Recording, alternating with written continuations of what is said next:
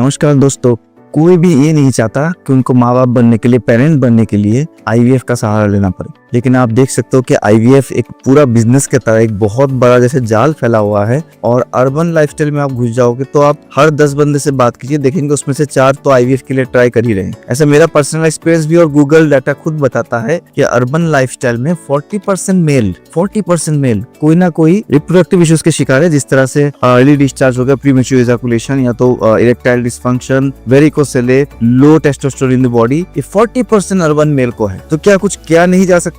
अगर आपको भी आपके डॉक्टर बोल रहे कि कोई चांस नहीं है, आपका स्पर्म काउंट बहुत कम है, आपको आईवीएफ ही कराना चाहिए, तो क्या आपको सुन के तुरंत ही आईवीएफ के लिए जंप करना चाहिए? ऐसा मैं तो नहीं मानता। मैं आपको बताना चाहूंगा, अगर आपने बहुत दिनों से ट्राई किया लेकिन आप पेरेंट्स नहीं बन पा रहे, केवल एक 6 महीने का 6 मंथ्स का एक टारगेट लीजिए। और जो मैं जिस विषय को बोल रहा हूँ, विषय को करके देखिए। मेरे स्टूडेंट्स में से पर्सनल बहुत सारे केसेस है जिन्होंने 6 महीने का एक टारगेट लिया और वो सक्सेसफुल हो गए विदाउट आईवीएफ। इवन बड़े बड़े डॉक्टर ने बोला कि आईवीएफ जरूरी है, लेकिन आईवीएफ को अवॉइड कर सके just following few of the lifestyle hacks।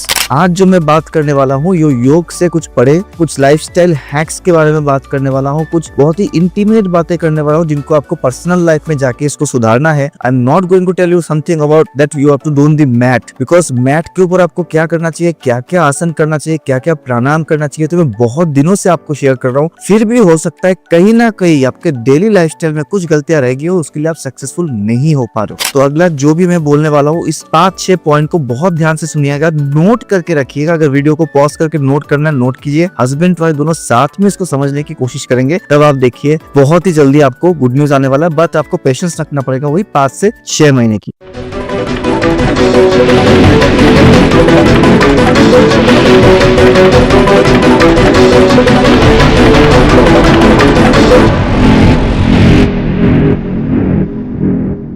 पहला बात, never try to become a mathematician. ये हमको पता है, आप सभी को पता, आप सभी ने बहुत गूगल किया होगा कि ओवुलेशन टाइम क्या होता है। अगर आपको इंटरकोर्स करना है तो ओवुलेशन टाइम के आसपास आप लोग इंटरकोर्स करते हो और ट्राई करते हो कि गुड न्यूज आ रहा है कि नहीं आ रहा है। एक बात मैं बताना चाहूंगा, ओवुलेशन टाइम के आसपास तो इंटरकोर्स करना चाहिए, वो तो बहुत जरूरी है। लेकिन जब आप केवल एक बिल्कुल मैथमेटिकल वे में चलते हो, बिल्कुल मैकेनिकल वे में चलते हो, ओवुलेशन पीरियड के आसपास ही करते हो, बाकी समय नहीं करते हो, बाकी समय आपका फ्रीक्वेंसी बहुत कम है इंटरकोर्स की, तो इसके वजह से भी आपका जो फर्टिलिटी हैम्पर होता है, बहुत अच्छे से हैम्पर होता है। जब आप इंटरकोर्स की तो फ्रीक्वेंसी उसको बढ़ाओगे, आपके बॉडी का स्ट्रेस लेवल कम होगा, आपके बॉडी के जो फील गुड हार्मोन्स है वो बहुत अच्छे से काम करेंगे। फील गुड हार्मोन्स मैं यहाँ पे साइंटिफिक वे में आपको व्याख्या नहीं करने वाला हूँ कि बहुत सारे हार्मोन्स का नाम, क्योंकि ऐसे भी आप उनको याद रख के तो डे लाइफ में नहीं चलने वाले, आप गूगल कर लीजिए, सारी चीजें मिल जाएगा। लेकिन जब फील गुड हार्मोन्स आपके बॉडी में बढ़ेगा तो ये इंटर्न आपके बॉडी के जो रिप्रोडक्टिव हार्मोन्स है उनको और ज्यादा स्पाइक देता है। रेगुलर बेसिस में जब आप इंटरकोर्स करोगे, जब आपको प्लान है कि हमें पेरेंट बनना है, उस समय की बात कर रहा हूँ, 6 महीना आप जब रेगुलर इंटरवल्स में करोगे तो आपके बॉडी के हार्मोनल चेंजेस भी इतने अच्छे से होगा कि आपके स्पर्म काउंट, लेडीज के केस में एमएस लेवल, मेल के केस में इनफैक्ट स्पर्म मोटिलिटी जो है वो बहुत जल्दी इंप्रूव होगा।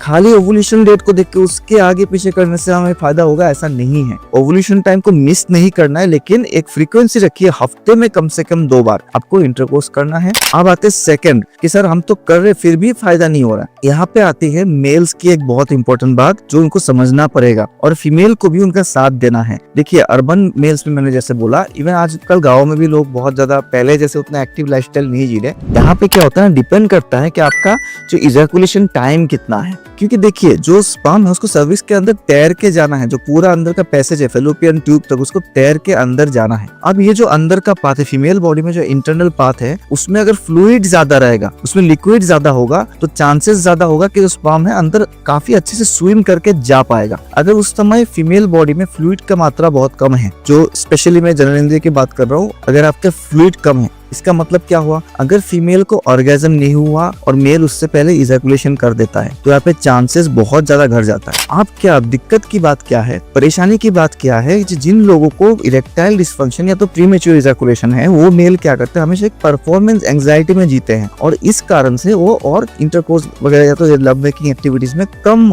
एंगेज होने लगते हैं। उनको लगता है कि केवल जब जरूरत है तभी होंगे, क्योंकि एंजाइटी मन में काम करे, मेरे से तो ठीक से होता नहीं, मैं तो बहुत जल्दी इजैकुलेट कर जाता हूँ। एक बात आप आपको समझना पड़ेगा। देखिए योगा इसमें बहुत अच्छा हेल्प करते हैं। इनमें सबसे ज्यादा हेल्प आपको योगा, प्राणायाम और मेडिटेशन ही करेगा इससे ओवरकम होने में। लेकिन आज जैसे मैंने बोला योगा के आगे की बात मैं कर रहा हूँ, इससे फिजिकल एक्टिविटी, इस बात को समझिए। अगर आपको रनिंग नहीं आता तो आपको रनिंग ही करना है, आपको स्विमिंग नहीं आता तो आपको स्विमिंग ही करना है, अगर उस चीज में आपको एक्सपर्ट बनना है तो सेम चीज अगर आप शर्माते रहोगे, एंजाइटी में रहोगे, शुरू में हो ही सकता है। कोई भी सेक्सुअल एक्टिविटी ऐसा कोई इसको ट्रेन होके पैदा नहीं होता, ट्रेन होके नहीं आता। एक्सपोजर शादी के बाद होना ही नॉर्मल चीज है कि आप शादी के बाद पहली बार सेक्सुअली एक्सपोजर हुए हो तो उस जगह पे एंजाइटी होना, थोड़ा बहुत हेजिटेशन होना, कई बार फेल हो जाना, कई बार अर्ली इजैकुलेशन होना बहुत नॉर्मल है। इस चीज को नॉर्मली लीजिए, इसको माइंड में स्ट्रेस के हिसाब से नहीं लेना है। और यहाँ पे सबसे ज्यादा हेल्प करना है फीमेल को, यहाँ पे रोल प्ले करना है, उनको समझाना है। एक और इम्पोर्टेंट बात है, क्योंकि मैंने बोला मोटिलिटी की बात, जो ऑर्गेजम है, फीमेल की ऑर्गेजम एक single course of love making session में फीमेल को बहुत बार ऑर्गेजम हो सकता है, 4 से 5 बार, ऐसे डॉक्टर्स का कहना है। बट मेल ऑर्गेजम एक ही बार होता है। ऑर्गेजम होते ही मतलब मेल का इजैकुलेशन हो जाता है। आप देखिए अगर आपका टाइम बहुत कम है तो हो सकता है फीमेल का ऑर्गेजम हुआ नहीं, उसके पहले आपका हो गया, तो क्या होगा, अंदर लिक्विडिटी बढ़ेगा नहीं। तो इस जगह पे आप कैसे कर सकते हो, दोनों को ये समझना पड़ेगा। Do sufficient foreplay, sufficient foreplay. यहाँ पे मैं कोई सेक्स एडुकेटर नहीं हूँ, मैं ये सब सिखा सकता कि किस तरह से करना है। इसके लिए बहुत सारे चैनल से बहुत सारे डॉक्टर्स आपको हेल्प करेंगे।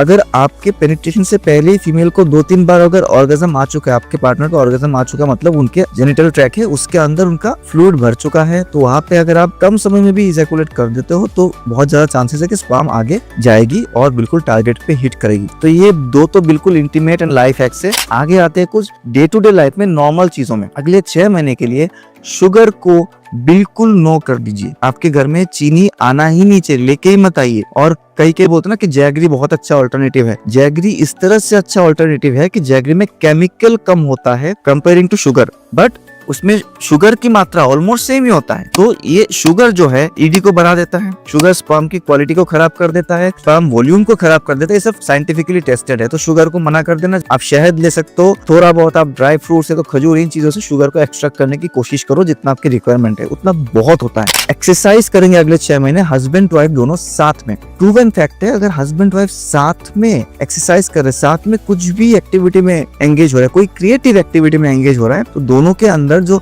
लव हार्मोन्स में उसमें बहुत ज्यादा स्पाइक आता है। और जब लव हार्मोन स्पाइक आएगा तो फर्टिलिटी दोनों का बूस्ट होता है। प्रूवन फैक्ट है। तो ये कोशिश कीजिए कि एटलीस्ट दिन में आधा घंटा, ऐसे नहीं कि हम तो दोनों को बहुत समय देते। कैसे समय देते हो, दोनों साथ में डिनर कर लेते हो, दोनों नेटफ्लिक्स में मूवी देखते हैं 1 घंटा डेली, दोनों IPL देखते हैं। तो ये साथ में टाइम देना नहीं हुआ, आपको साथ में कोई ना कोई एक्टिव एक्टिविटी में एंगेज होना है। लाइक जॉगिंग करना, स्विमिंग में जाना, बैडमिंटन खेलना है तो कोई जिम ज्वाइन कर लीजिए, योगा कीजिए। सबसे बेस्ट कपल योगा के भी बहुत अच्छे लेसन है, वो आप कर सकते हो, तो बहुत जल्दी आपको रिजल्ट मिलेगा। देन आता है आजकल अर्बन लाइफस्टाइल में पार्टिंग का एक हैबिट, एक ट्रेंड बन गया। बहुत कूल समझते लोग अपने आप को, हम तो बहुत पार्टी करते हैं। और इनफैक्ट फीमेल भी बहुत ज्यादा ड्रिंकिंग एंड स्मोकिंग करने लगे हैं। फीमेल का रिप्रोडक्टिव सिस्टम जो इतना ज्यादा रेस्पॉन्सिव है मेल के कंपैरिजन में टुवर्ड्स अल्कोहल एंड स्मोकिंग, बहुत जल्दी डैमेज होता है in comparison to male. Male को भी होता है 25 यूनिट्स ऑफ अल्कोहल अगर आप हफ्ते में भी लेते हो ना, तो आप मान लो आपका जो क्षमता है उसको बहुत ज्यादा लो ऑलरेडी कर चुके हो। ओनली 25 यूनिट्स पर वीक अगर आप लेते हो। स्मोकिंग की अगर बात करें, स्मोकर्स में देखा गया कि 12% मोर्टेलिटी कम हो जाता है स्पर्म की अगर आप रेगुलर स्मोकर हो। और स्पर्म की जेनेटिक डिफ्रेगमेंटेशन बहुत जल्दी होने लगता है। ये मोर्टेलिटी से भी खराब चीज है, जेनेटिक डिफ्रेगमेंटेशन। मतलब उस स्पर्म से अगर प्रेगनेंसी आ भी जाती है, अगर कंसीव हो भी जाता है, 3, 4 या तो 5 महीने में बच्चे का मिसकैरेज होना जाना बहुत नॉर्मल चीज है। ये ड्यू टू स्मोकिंग होता है। अगर फादर स्मोकिंग करता है, फादर बहुत ज्यादा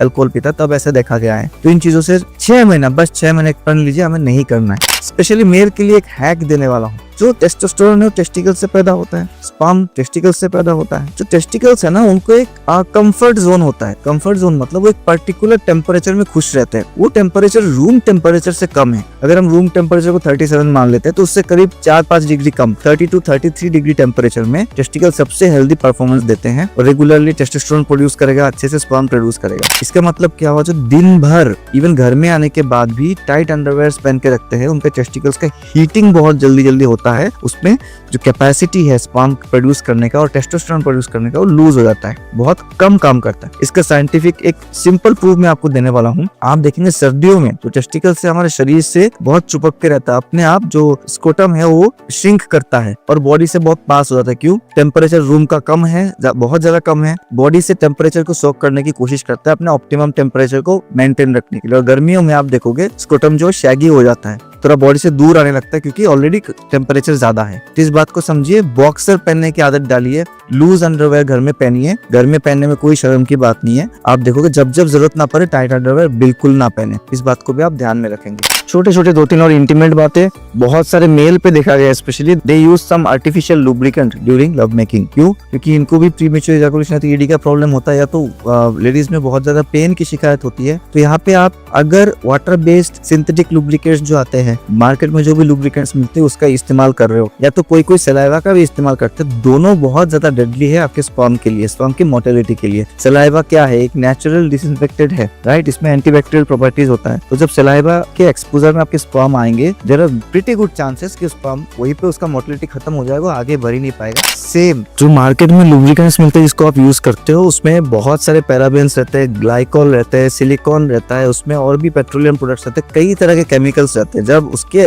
संस्पर्श में स्पर्म आता है तो मर जाता है, धीरे धीरे उसका मोटिलिटी वहीं पे खत्म हो जाता है। तो अगर आप प्रेगनेंसी के लिए प्लान करो उस दौरान अगला 6 महीना इन चीजों का इस्तेमाल ना करें। अगर आपको कतई जरूरत है, बहुत ज्यादा इंपॉर्टेंट है आपके लिए, बिना इसके काम नहीं चल रहा है, आपको बहुत दर्द होता है, तो आप कुछ कंसीविंग फ्रेंडली लुब्रिकेंट्स मार्केट में आते हैं, वो आप टैग देख के आप नेट में भी सर्च करो, जो कंसीविंग फ्रेंडली लुब्रिकेंट्स है उसको इस्तेमाल करते हो, जो स्पेशली ऑयल बेस्ड होता है, ऑर्गेनिक ऑयल्स होते हैं उसमें, जैसे आप यूज कर सकते हो अगर रिक्वायरमेंट हो तो, वरना मत यूज करो। अंत में बोलना चाहूंगा एक कॉमन सवाल, कई बार लोग बोलते हैं सर कोई पर्टिकुलर पोजीशन हेल्प करता है क्या? नहीं, ये सब मिथ से, कोई पर्टिकुलर पोजीशन इसमें हेल्प नहीं करने वाला, क्योंकि जरूरी नहीं कि आप जब इंटरकोर्स करते हो तो इजैकुलेट करते हो तुरंत ही स्पर्म अंदर जाके बिल्कुल सर्विस को क्रॉस करके अंदर पहुंच जाए। स्पर्म काफी देर तक आपके बॉडी के अंदर रह सकती है, इजैकुलेशन के बाद फीमेल बॉडी में काफी देर तक, करीब 3 से 4 दिन तक जिंदा रह सकता है अगर आपका स्पर्म हेल्दी है तो, जिसमें 3-4 दिन कोई एक पोजीशन में नहीं रह सकता और ट्रेवल करने में भी काफी टाइम लगता है। अंदर का एनवायरनमेंट हेल्दी होना चाहिए, लेडी के अंदर का जो एनवायरनमेंट है AMH लेवल हेल्दी होना चाहिए, उनका जो बाकी सारी चीजें बहुत हेल्दी होनी चाहिए, उनके यूट्रस का शेप, साइज, जो फेलोपियन ट्यूब बिल्कुल क्लियर होना चाहिए, ब्लॉक फेलोपियन ट्यूब नहीं होना चाहिए, उनका ओवुलेशन टाइम पे होना चाहिए, हेल्दी एग्स होने चाहिए। तो पोजीशन में बहुत ज्यादा कुछ मैटर नहीं करता। इस तरह से बहुत ज्यादा आप अपने आप को कॉम्प्लिकेटेड ना करें। IVF के लिए किसी ने सलाह दिया तो तुरंत कूद नहीं जाना है। 6 महीने का एक टारगेट,